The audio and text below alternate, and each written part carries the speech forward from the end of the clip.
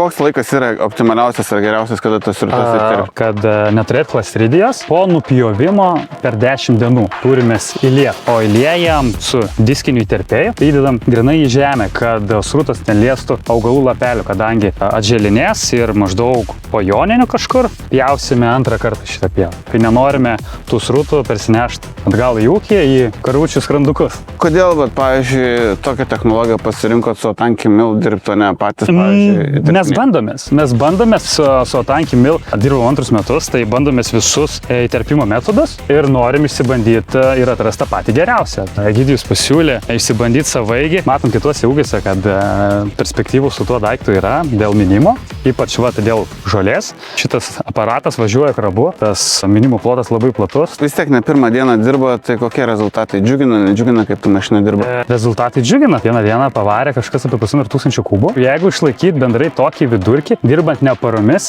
o per dieną, tai vidurkis yra, sakyčiau, normalus. Pasikalbėkime apie galimybės, mano kontaktus rasite komentaruose.